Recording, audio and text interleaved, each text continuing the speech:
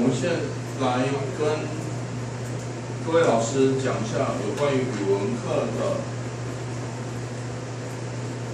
语文教学哈。我们看看语文教学部分。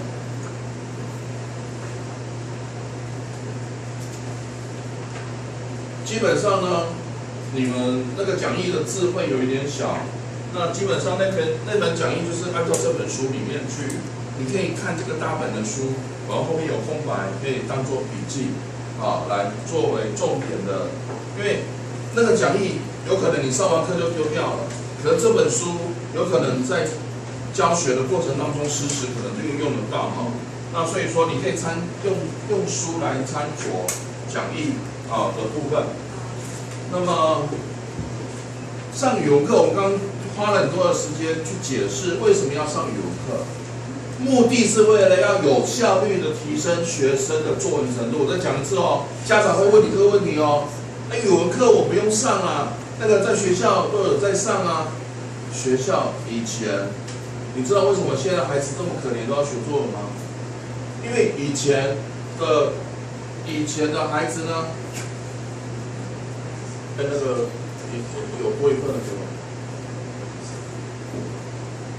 以前呢，我们的国语课12节课，作文课另外记，现在呢，国语课3到剩6节课，而且作文课回家写。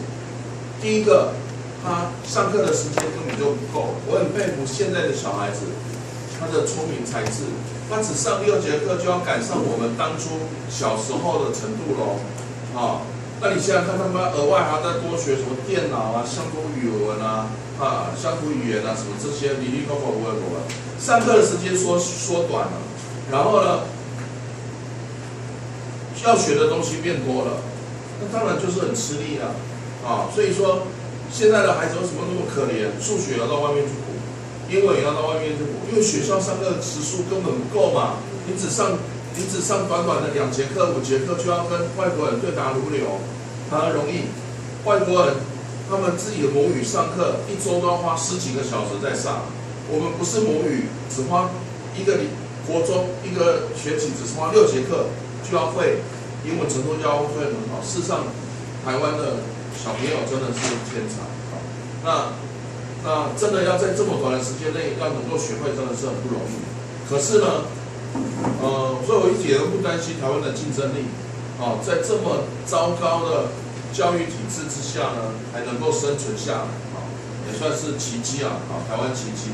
那我也要跟家长强调，虽然他们学校有教，可是以前呢，我们以前小时候不用学作文，因为我们小时候的作文都在学校完成，对不对？那现在呢，而且还有天天国小老师还会要求写日记，国中呢还要写周记。那现在呢，他们是折周，像有的学校不一定每周写，是可能一学期写6周或者是写8周，那也没有周写而日记呢，甚至于很多的老师都没有教他们在写日记所以他们练习语文的机会少，当然作文程度不好是事实因为你没有练习就要会写，当然是缘木求鱼的事情。所以我们作文班，我们就必须要他增加作文写作的机会。可是呢，在给他增加作文写作机会的时候，我们发现每一次都让他写，每一次都在原地踏步，因为他没有进步只光靠学校的国语课的部分，而且还不是针对作文这样进步有限。而我们这样的设计，从阅读测验开始，就跟下个礼拜我跟你讲下个礼拜我们要写台风来咯台风的，这时候他有知道台风的知识，在收集资料上面，我们不是说多读、多想、多写吗？他根本有的孩子平常都不多读这里就取代他多读读哪方面？读你下礼拜要上课的内容。这个修辞呢，如果我解释譬喻台风好像洪水猛兽一样，大家每个人都闻声丧胆，对不对？好像它是譬喻，譬喻是名喻，我又在教譬喻法。其实我也在教下礼拜的台风来袭。我举例只要举跟下礼拜有关就好了嘛然后成语呢，当然也是跟台风有关的成语经过这90分钟的这样陶冶，他对下礼拜的写作概念有没有概念？有嘛？会有这样的概念。下礼拜的时候，我们再针对我们的备课，然后我也会跟他讲我们台风来袭的故事。好，譬如说基本基础班，我就会按部就班。好，第1点、第2点、第3点，第1段4、5、6，第2段7、8、9，第3段10，第4段，我会按照这种台风来袭的这种方式下去跟他们解释。那如果有比较有程度了，我就是讲完这个之后，下面我就不讲了。我先讲清楚哦，没有程度的孩子，你一个一个都要解释清楚啊，要该写些哪些写些。当然这个比较枯燥，比较单调一点点，可是没有办法啊，在他程度还没有上来之前啊，必须要辛苦一点。那如果说已经是你们班了，你们班每个人都会写作啊，国中班也好，国小5、6年级也好，或者是像有的小3，我们教了一段时间，他也很会写作文。那么我就可能不会讲这个，我说这个你自己分段了，该怎么分，高兴怎么分，你高兴要参考就参考，不高兴参考你就不要完全看老师的讲义啊。那现在老师要跟你讲我的一个故事啊，我就开始讲故事了，故事大概讲20分钟。我今天因为时间关系，我不讲那么长，我讲短一点。有一次呢，我的个性很奇怪哦，每次在台风快要来的时候，我的细胞隐隐约约就会感觉台风要来。好像这2天，啊，这2天我就好像闻到太平洋的那种感觉。啊，这2天的空气都不一样哦，空气我有闻到一点点来自太平洋的味道。当我这样跟我老婆讲的时候，我老婆看你笑，对不对？啊，不太好像把我这个话放在心里。可是我真的有感觉，而且那个风吹起来会比一般的温度再稍微凉一点点。啊，我觉得我那种热有那种感觉啊，虽然我不知道台风要不要来，可是一旦吹这个风，我的皮肤就告诉我来了，那个台风要来。啊，那种台风要来的感觉，我也有感觉，就像是每年的秋天的那一天，秋天到了那一天，我特别有感觉。不知道是哪一天，我们不知道，每年不一定。但是呢，秋天到了那一天，我就会闻到来自西伯利亚的空气。啊，当我闻到那一刹那，我就知道秋天正式宣布到。啊，这种感觉很难跟各位老师分享。啊，你只能意会没办法言传。那台风来的之前，然后我就会感觉有点莫名的兴奋。啊，因为我很喜欢那种大风大雨的样子，所以呢，小时候每次一有台风，家里就会淹水，我最开心，我就开始把我妹妹的那个作业簿，不能撕我，撕我妹的，撕我妹的作业簿，那个封面最珍贵，先撕封面，因为封面比较厚，做小船，啊，就开始淹水了，就开始放，啊，那个这个放那个小纸船，我觉得好开心啊，啊，那每次淹都不会淹得很严重，是淹到那个脚踝而已，不会放那个纸船。啊，那有时候我都会台风来，我还在外面淋雨玩纸船。哦，我妈说：“哎，你在笑哎，赶紧去买。”啊，通常我妈在拉我的过程当中，她全身也湿了。啊，湿了之后把我弄干净之后呢，她回去睡午觉，一起来又看到我又在雨中玩那个纸船，下大雨哦。啊，我觉得好舒服哦。然后我现在头发怪没，那时候有酸雨的影响。那就是我觉得在雨中淋雨是很舒服的一件事情，玩纸船啊，然后那个纸船旁边有水沟，水沟就会有流水啊，然后我就是把它水，有时候我还冲到外面去啊，看到那个纸船啊流到哪里去，有时候跑很远嘞，跑20分钟，回来蛮喘的啊，再回来放第2艘纸船，第3艘纸船，下雨天小时候这样，长大当然比较理智，而且经不起淋雨啊，一淋雨可能要重感冒，所以呢，但是我喜欢站在屋檐底下看那种滂沱大雨的感觉非常的好。啊，长大之后也不太喜欢淹水，因为淹水之后清理非常的难过。啊，跟小时候的心情感觉完全都不一样。啊，那有时候那个台风来啊，那个狂风暴雨啊，你会感觉哇，天地为之震动，那是一种大自然的美感，我说不出来那种感觉。然后那个台风才刚走，我就会跟我老婆还有带着小孩去那个柳川啊。哇，那个水都淹起来了，很开心的样子啊，水势汹涌的样子，这感觉就是跟平常景观不一样啊，非常的浩大。啊。那台风来临前，你会感觉风的那种感觉；台风来临时也会有不同的感觉，来临后也会有不同的感觉。那我们搬了6楼之后呢，哇，没想到6楼看台风的感觉跟在1楼平房看台风的感觉完全不一样。哇，你会感觉那个风哦，是一阵一阵的，然后你会发现，叮叮叮叮叮叮叮叮叮那个什么，有那个圆盘的那个水箱啊，不是有那个不锈钢的那个水啊，那个叫做什么？水桶哦，就是放在顶楼啊，那个叫什么？水塔，对，水塔的盖子就会有几户就会掉，不知道为什么。它就会掉之后就掉到人家屋檐上，然后就被那个台风这样吹，你会看到那个水塔圆圆的，它就是叮叮叮叮叮叮叮，然后或者是说呢，台风是一阵一阵的，好一阵，然后我站在阳台旁边嘛，我们家6楼旁边有阳台，哇，在6楼领略那种强烈台风的感觉，蛮舒服的。我马上说你笑哦，你给我起来了嘛，光是站在旁边雨就会泼进来了，对不对？有时候他们是扒开一点缝，在那骂我去笑那我想他应该这一部也看得很习惯，小时候直接在雨中，我现在已经没有在雨中，但是我也在旁边，那我就会是就那边看，我有时候会看一下，笑这真的脑袋不是有问题，因为会喜欢创作的人，通常脑筋不是很正常，我不是说你那就是说喜欢创作的人，那脑筋的想法跟一般人不太一样，我会看风哦，我会看一直下雨。看台风，从台风还没来到已经来，然后那种感觉，而且那个风吹起来就很舒服吗？来自太平洋那种味道，那种感觉非常的舒服。那有一次呢，我想说到我们家顶楼，我们家有7楼，我们就到顶楼去看，顶楼去看会更过瘾那我一直想象，如果台风来的时候，会不会把我整个人卷起来，摔到地上？会不会有可能这种情况？因为我们常常听到什么龙卷风什么的，台风很大什么的。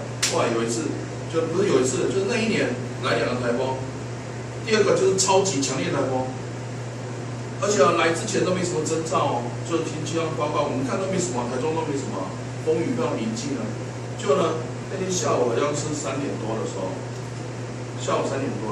我就跑到顶楼阳台，因为我期待这一刻期待很久，然后我就挑一个风水好的地方，那个女儿墙大概这么高而已，到我腰那么高，然后我手就搬出那个女儿墙那里，然后风就这样吹慢慢一阵一阵不会很大，那个3、4级风而已，一阵一阵吹不会很大，然后没想到呢，过了半个小时，风越来越大，没什么雨可是风很大。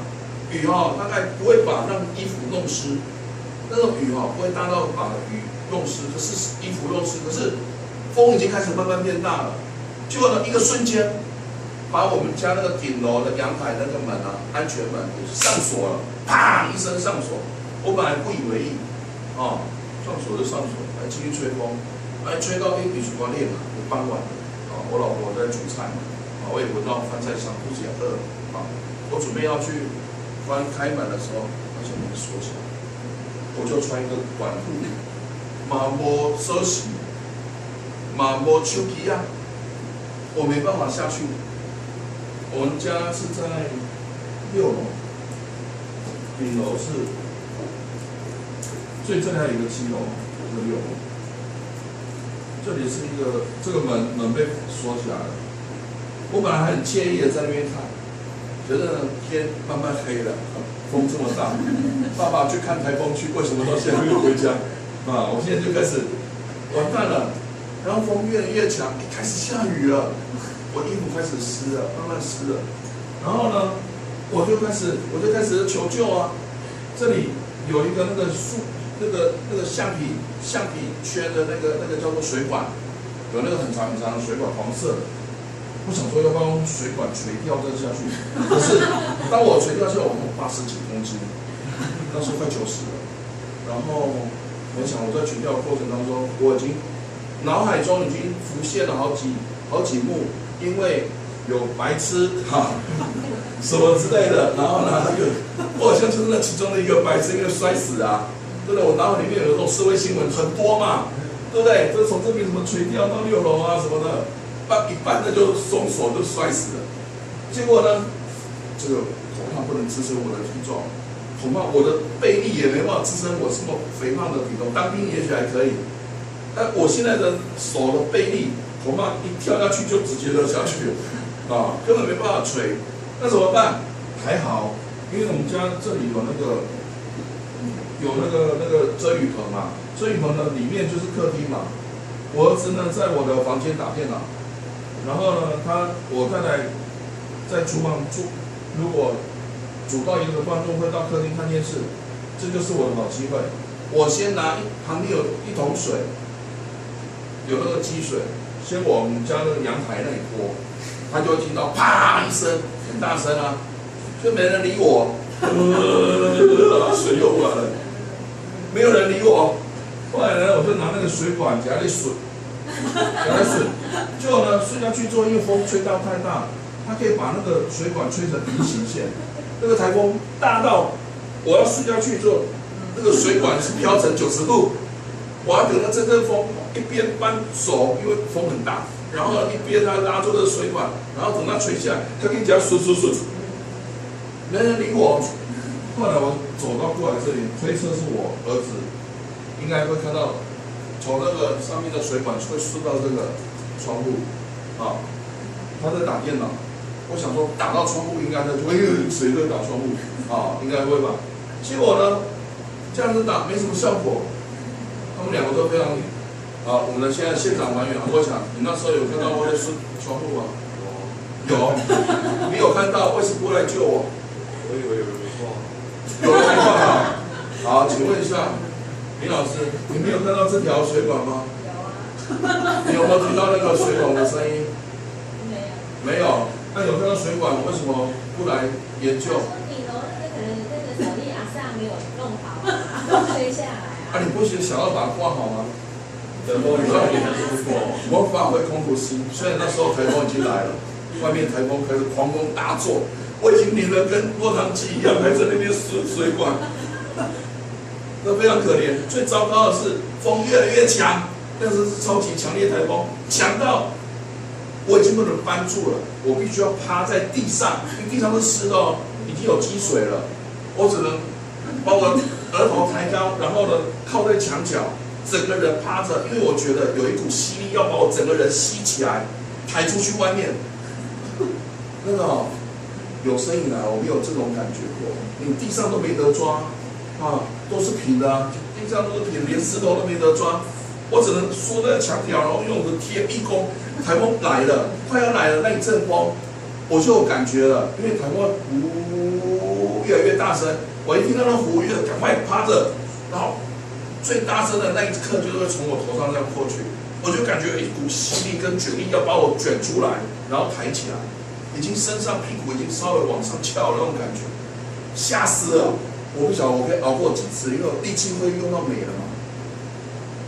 然后终于我老婆上来，我看到她是看到我这辈子救星一样，我都快要哭出来了。你终于来了，我说煮菜煮啊好啊，去楼顶起笑啊，落雨落啊大，我赶紧来。我说我们被那个风关住了，赶快下来，那个上面非常危险，我现在捡回一条命。还好，有老婆真好那炒菜炒完之后，我会想说这个老公神经病嘛。我在顶楼，台风来了，雨下那么大，我也没带雨伞，你为什么不早点上来看我呢？我也在有时候疑问。这个折磨1个多小时，有生以来最可怕的60分钟。如果我要写最后让我难忘的60分钟，我会写这个。笑的刚才去顶楼，台风天没关系。下一次的台风我就学聪明了，就把那个门用了一个椅子挡住，让它打也打不进去，还是会看，但是会比较小心一点，而且会带钥匙跟手机，可是只有看个2、3次，我就对它失去兴趣，但是刚搬来的时候非常新鲜，那我就会讲个有20分钟，然后你讲完同学都会奇怪，当我分享了我在台风9死1生的经历之后，他们仿佛也心里很有感觉，那就开始写。我是有分享我小时候的，我也分享我长大的。这个故事你在外面绝对听不到，那这是我亲身经历的，我用生命来写这篇文章，那各位同学可以把你自己生命当中你认为印象最深刻的台风写出来。像我小时候有一次印象最深刻的台风，半夜停电，手一摸旁边那个是水，我在那边大叫，哇，淹水了！我们大家吓死了，水淹到床旁边呢。我们小时候大概是6、7岁那时候，有办法淹水淹到床旁边，半夜哦，是怎么醒的？是摸到旁边会有水，这个。你没有亲身经历，你是很难体会那种感觉。但每个人都有宝贵的经历，像廖正义那个921大地震，我那也是非常精彩啊！一个大地震的时候，一根梁就直接压在他头上，幸好都没有人有事嘛，真的是祖先保佑。我要是讲到大地震，也是非常精彩。对，我讲我的大地震很精彩，因为那时候我是醒着的啊。那如果是廖老师来讲这个大地震，我相信更精彩。因为他被那根钢梁压着的，对不对？然后他们家就刚好在车龙埔断层的最上方，找不到嘛，啊，全中华民国做户口普查，要找到刚好又是车龙埔断层的最上方，又是做老师的多，又能够在这个当场讲出来，现身经历的更少。你要把它写成文章，变成文字，那个就是瑰宝，啊，那个文化局都会把它拿来当这个遗产来使用。非常的珍贵，我相信每个老师都有他自己珍贵的那一面。那你能不能把他珍贵的那一面挖出来，跟同学分享？小朋友很爱听这个，就是与众不同的。我不用你要夸大，你只要把你自己个人亲身的感受讲出来就可以了。我们作文其实就是在写这个，鼓励小朋友把自己亲身感受写出来，不要再写那个千篇一律的。我生病了，我一定发烧感冒，我一定是感冒。没有拉肚子吗？没有骨折吗？没有盲肠炎吗？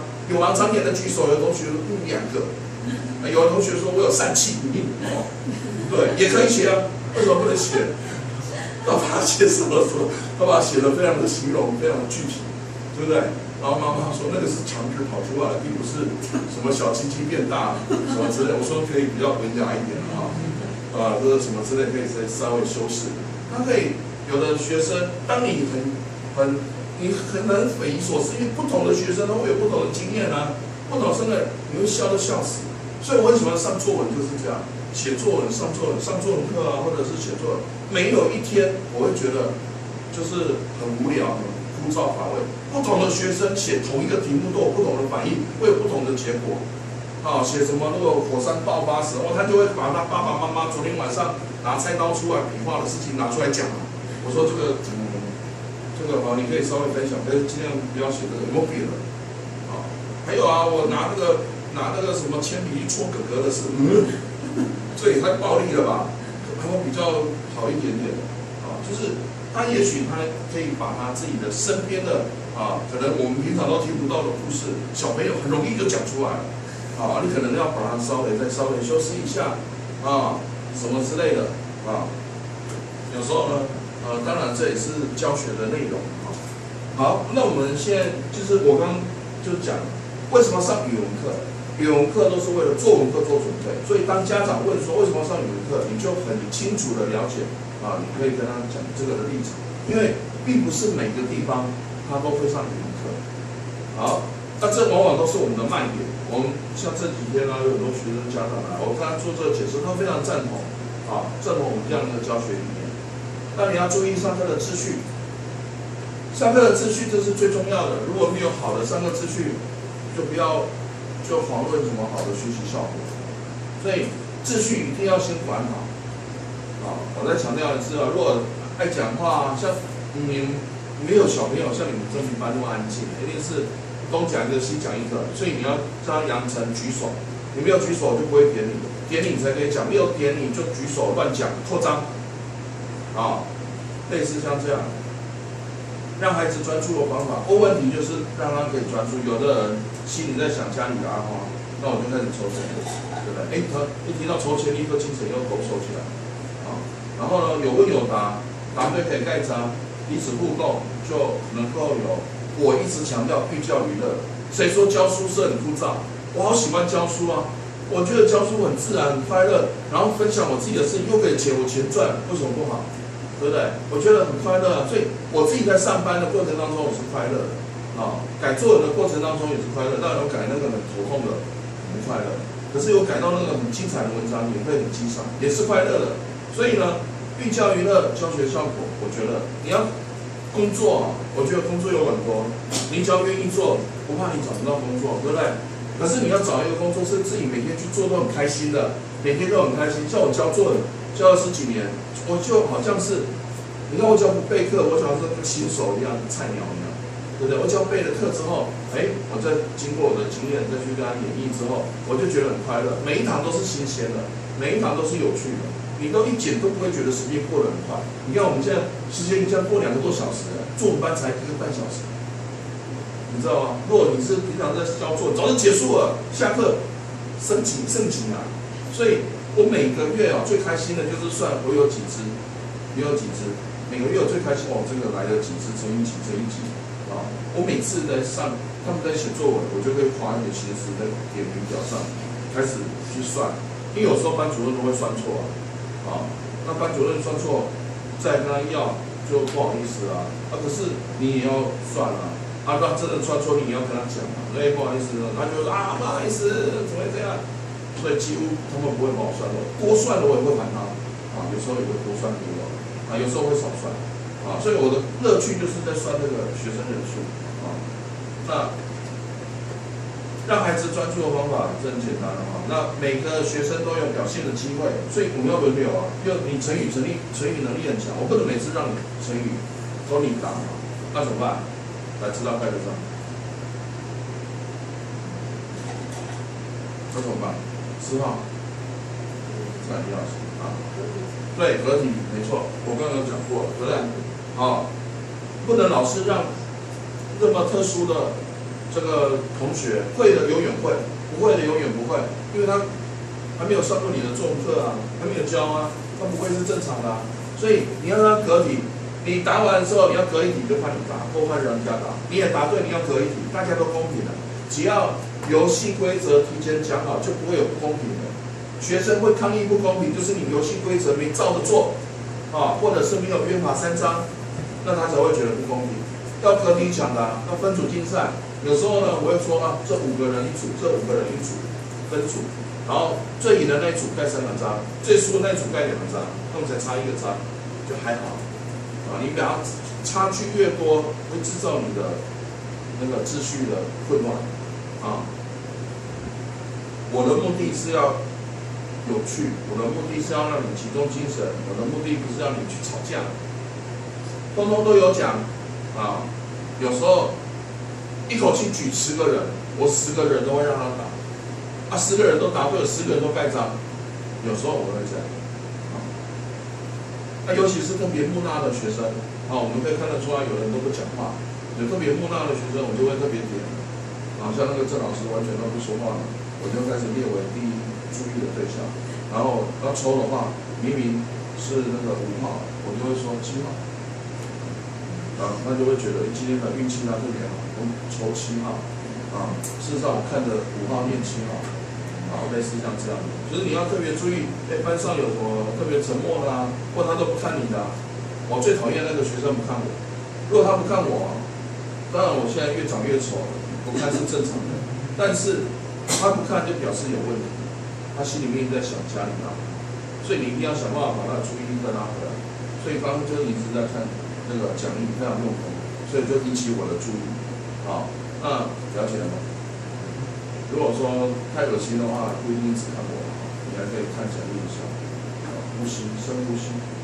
那个观察学生的表现，上课的时候最好是机会四处走动。因为我现在有病，以前我都是从前面走到后面，然后声音很大从前面走到后面，走动式的教学。我们是企业家要有走动式的管理嘛，对不对？你根本不用管理，要到处走一走看一看，那个员工就自然会上紧发条，你根本不用念，你只要去走动就可以了。作文老师也是一样，你根本不用管他，你只要四处走动，你下画什么？有的如果你不去走动，你才知道他下课之后画一条精美的龙，那个龙大概要花40分钟，很精心才可以画得出来的。他可以利用90分钟画出一条精美的龙，那你就吓死了。也表示你的上课之所以没有很专心，他没有很专心听你上课，表面上很专心，底下一直在写，事实上在画他那条龙。如果那条龙让他妈妈看到，哎呦，要修这档行为，作文老师是从做课的行为，他就会发现他来就白来了，对不对？所以你要去走动啊，你要抽也来不及抽，每隔5分钟都来要抽到他这里抽筋，所以说不会让他有这个机会去让他画出一条精美的龙。所以说那个我知道有的孩子他的确有绘画天分，但是不要在我的作文课发挥太多。如果呢有的学生眼神茫然，表示他跟不上，或者是他一直在低头抄笔记，表示他跟不上，你就必须要放慢教学的速度，或讲话的速度，或者写字的速度。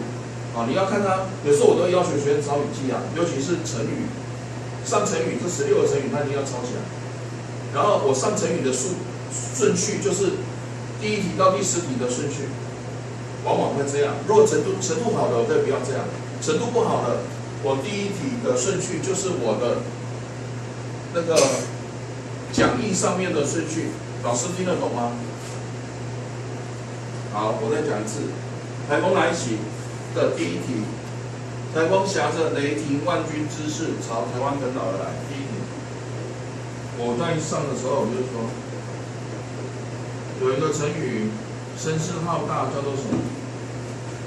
你要不晓得解释这里，威力非常的强。你们手边没有这张，只有我有，因为那时候还没有当作业嘛。你们手边没有这张台风来袭，只有我才有，所以我就说，大家举手讲嘛，有没有人知道这是什么成语？知道举手。好，雷霆万钧，你就可以盖这张，这样知道吗？然后我就写雷霆万钧。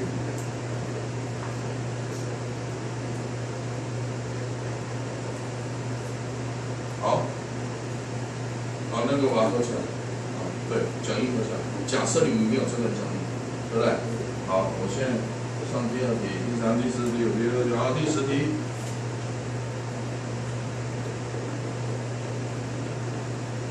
如果没有做好防台措施，最后结果会怎样？不堪设想。你没有举手，有没有人举？有手。不堪设想。我说你要养成习惯，就是他答对了，不堪设想。不敢想象它的后果是什么？如果没有去做防台措施的话，都要盖得上。就类似像这样，我从第1题到第10题，完全按照答案的顺序。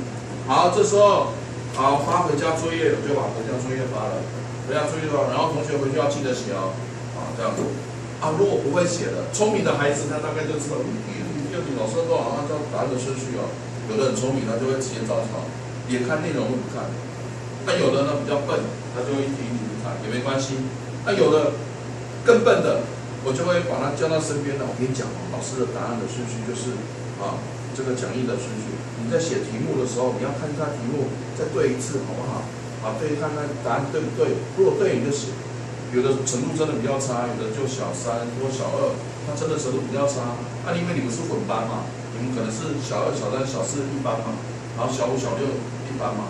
那小2、小3，你对那个小2，你是要特别注意一下，就是跟他讲说，是不是要这样子会比较好，这样了解了吗？这就是一个偷偷放学的方式，但是又可以减轻孩子回去做功课不会的压力。但是如果他在做功课不会的时候，又该怎么办？知道该怎么办？万一你要教育小朋友，他回家做功课有困难，该怎么办？举手。打电话问谁？学校的老师，作文老师谁是你的作文老师？打电话给他，这样明白吗？就是说有问题就打电话给我，你回到家作业不会写没关系，你千万不要叫妈妈教，我不来妈妈为了应付学校的作业都已经焦头烂额，一天2个不来做我的作业，我的写错来家里捆画几条龙不乖那是死定了。那所以说呢，千万他作文作业不会要来问我，学校的国语作业不会也来问我，了解吗？数学跟英文尽量不要找我真的要找我，我会看看。真的就有一个以前有一个叫周宇正，他会把那国中数学拿来问我，害我说我努力解看看，我花了1个小时的时间，然后去思考，然后还要去问我儿子，这要怎么解，然后再去交给那个周一珍。因为周一珍他是有一点学习迟缓的孩子，所以我会多花一点心思在那上。他会走投无路来问我，一定是他真的走投无路了。我已经讲过了，作文除了作文、国语文之外，数学跟英文不要来问我，他还会鼓起勇气来问我，表示他已经走投无路了。他本来他的学习就有障碍，他来很特别，小6了，他是上我小3的班。暑假班的时候，跟小3一起上基础班，你知道他是坐这个位置，开始写作文了，全班都会写了，全班都开始写，就他就写一行，然后他就会走到我后面，像鬼一样飘。女生，这个女生小6她喜欢穿那种连身裙，我不知道为什么，白色连身裙飘过来给我，然后他就。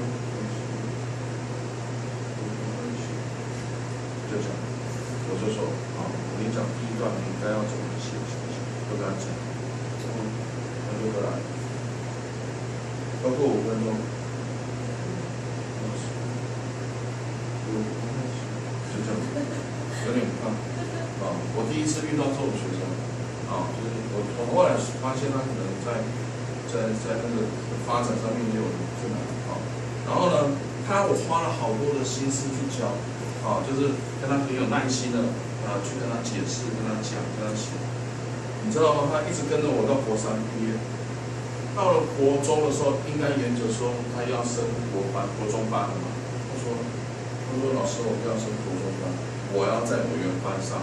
原班从小3就小4、小5嘛，对不对？一路上到小6嘛，他就是国1、国2、国3就待小6、小5、小4这样，小4、小5、小6就一路待。可是呢，他的文章内容不是全班最好的，可是行数往往是全班最多的。最高的纪录写80行。80行是多少字？400格的稿纸，80是3200字。各位同学写3200字4张稿纸这种稿纸写4张是周一珍写出来的。我那时候看了，我眼泪快流出来了。我就觉得好感动，我要把他的作文影印起来。当我有时候作文会有低潮的时候，我就会把他的作文拿出来再看一看。我们那么用心教孩子，得到的回馈就是这种，把完全跟鬼一样他会把文章送出来，说老师我不会写，教到最后他可以写完4张，老师还欲罢不能好喜欢写作，因为孩子是鼓励起来的。这种孩子你越鼓励他越受用。因为全世界他得不到鼓励每一个老师都欺负他，每一个安亲班老师也欺负他，学生也欺负他，因为他不善言辞嘛，他讲话很笨拙嘛。然后呢，他有一次还跟李老师讲什么他那个来了，就一般的正常的女孩子应该不会跟普通的陌生的或者是不熟的老师讲他的想法我搞不好他是哪里一定有一点小问题，他就会直接跟他讲。他说怎么办？那你有没有？我就跟他讲，你有没有？你赶快要给他，有没有卫生棉赶快要给他。他可能连这一块，他照顾他自己都有困难，就是在智力上面可能会输一般的孩子，所以他很容易会被一般的孩子欺负。所以他在我的作文班，我都特别关心旁边那个一定要做那个乖乖的，不要做那个调皮捣蛋。如果那个调皮捣蛋一定会欺负他。那我更难想象，如果学校老师没有对他那么用心的话，那他一定会被欺负死。所以你就会感觉他为什么一路会到我的作文班一路上，他就觉得喜欢上我的课，然后我对他很尊重，我不把他当成是特殊的孩子，我把他当作是很棒的孩子。然后他有好的表现，我就会在全班朗读他的文章。我们都一视同仁，其他的你有好的表现，我会读你的；他有好的表现，当然要读他的，而且我对他特别用功读，对不对？对他的鼓励要特别加把劲。让人家觉得说，如果老师你尊重他，其他同学不敢欺负他，就做到这样的情况。所以这里只是说这冰山一角就是说你要观察学生的表现，他的眼神、他的表情、他的动作，都代表他的反应跟他的情况，你都要随时去注意。竞赛的时候，你要顾虑学生的感受，你不管有的，当然越活泼的孩子越喜欢这种竞赛。可是越木讷的孩子，越不喜欢讲话的孩子，他越讨厌这种竞赛。那你要顾虑啊，你要顾虑到，比如说阅读测验，阅读测验，我们全班有1、2、3、4、5、6、7、8个同学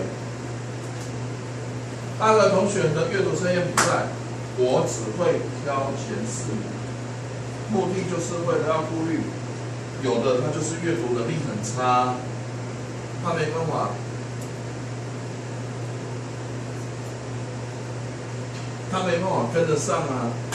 比如说我们全班有8个人，我会挑前4名，其他的5个都是第5名，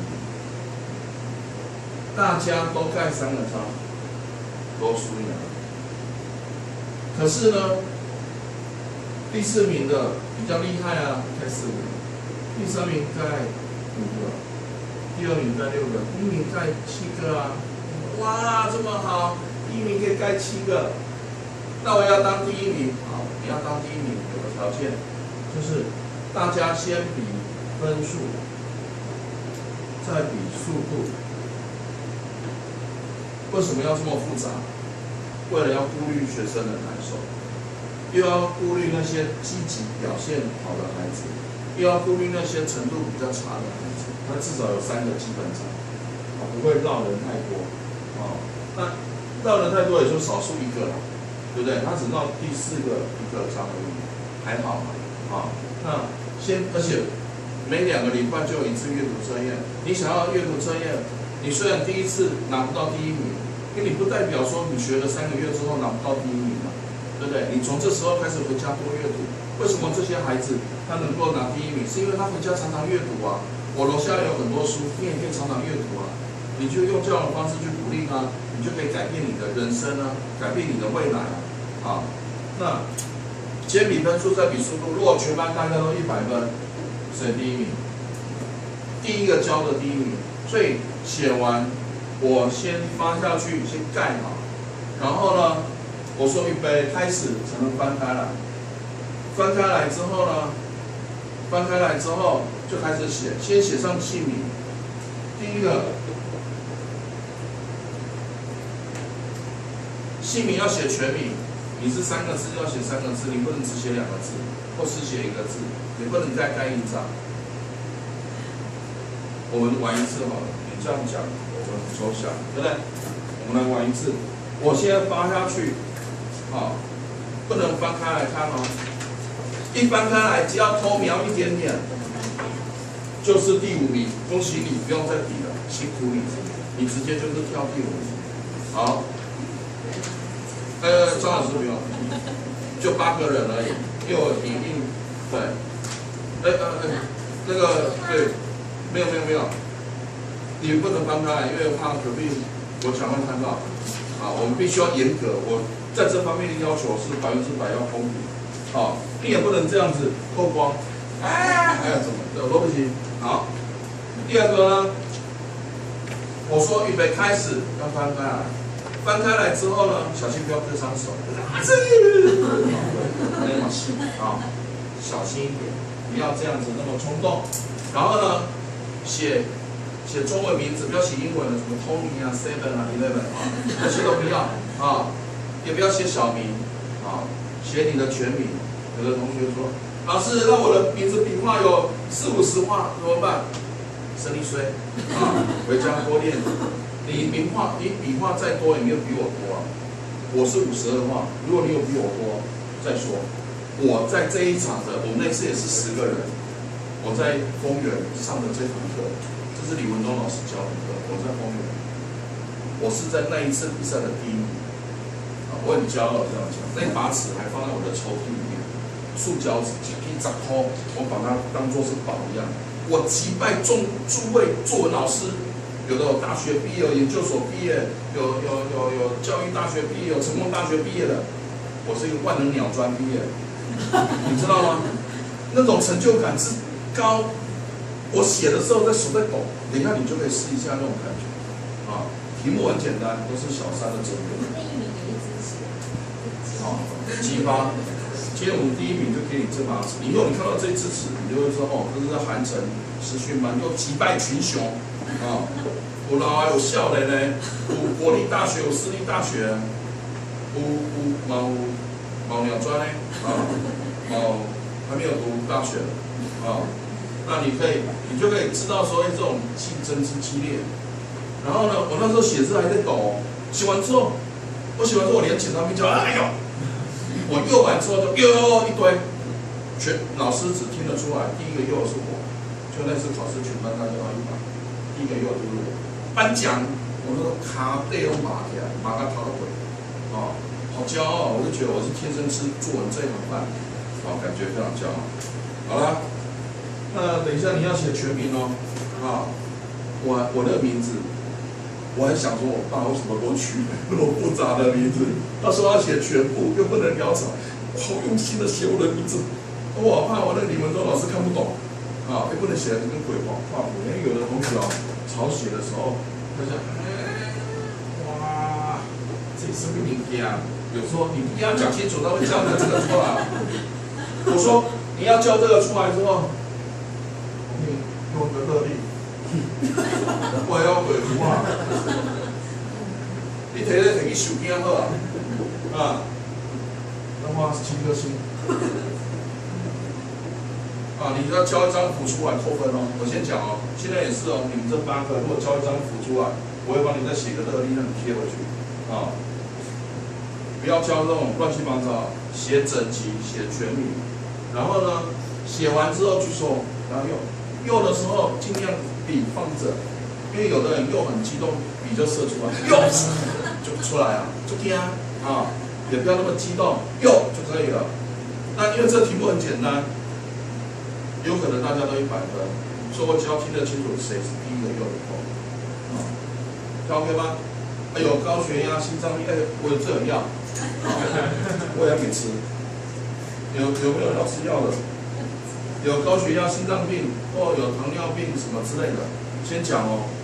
就讲到写到一半口吐白沫，本人不负任何责任。我先讲，除外责任。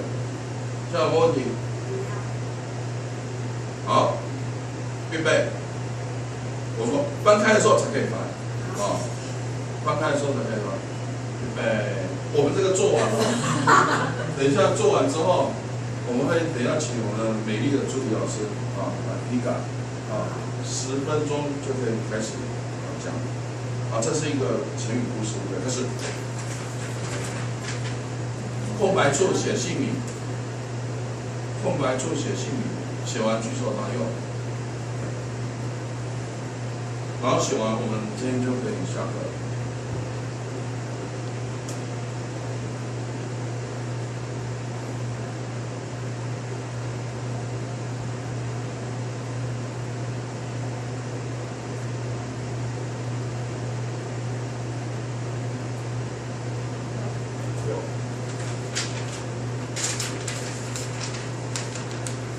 检查一下有没有写姓名哦。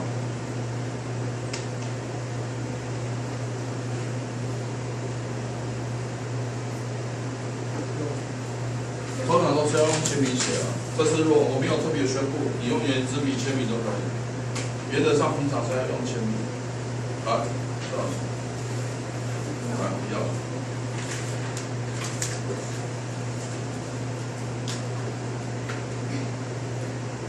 好，就可以下课了。写完可以下课。我们下次上课时间11点10分。